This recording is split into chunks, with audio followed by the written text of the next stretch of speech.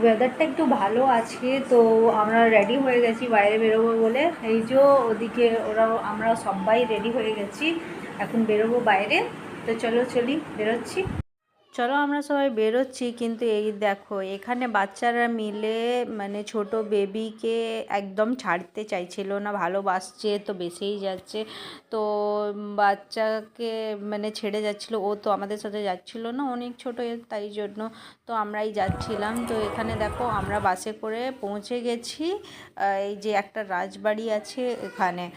আর মানে এখানকার বাস ড্রাইভাররা মানে খুবই খুবই ডেঞ্জার বাস চালাবে। ফার্স্ট টাইম আমার মানে এক্সপিরিয়েন্স খুবই মানে খারাপ ছিল আমার এখানে বাসের, একদম ভয়ে মানে অবস্থা খারাপ হয়ে গেছিলো।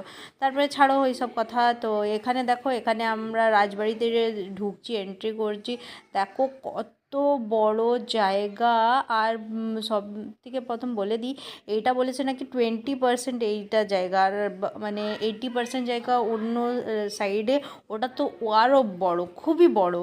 আর এখানে দেখো আমরা এন্ট্রেন্সে ঢুকছি, আর ঢুকে দেখো ছোট ছোট দুটো তোপ আছে। আর এই সাইডে দেখো কত সুন্দর ভালো করে সাজানো রয়েছে।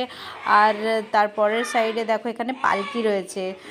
আর এখানে আমরা ঘরের ভিতর মানে ওই রুমে ঢুকছিলাম, তখনই আমাকে ক্যামেরা বন্ধ করে দিতে বললো, কেন কি ওখানে রেকর্ডিং অ্যালাউ ছিল না, এই জন্য রেকর্ডিং করতে পারলাম না।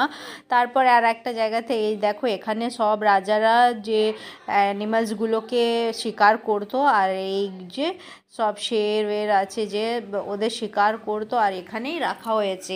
এইটাও আমি খুব লুকিয়ে লুকিয়ে নিয়েছি।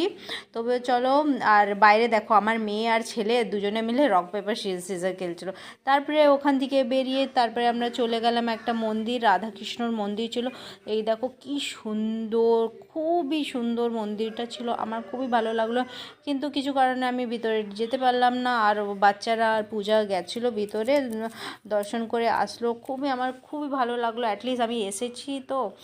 তারপরে ওখানে একটা রেস্টুরেন্টে আমার ফ্রেন্ড পূজা কলেজ টাইমে এখানে খেতে আসতো, তো ওই আমাদের এখানে এনেছে, এটাই বলেছে কি ও কলেজ টাইমে এখানে আসতো। তো এই দেখো বাচ্চারা নাস্তাতে জানো কী খাচ্ছে, বিরিয়ানি।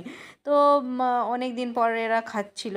তো চলো, ওখান থেকে আমি তো কিছু খেলাম না, আমি এসে এখানের ফেমাস ফুচকা, এখানের ফুচকার খুবই টেস্ট ছিল, তো খেয়ে নিলাম।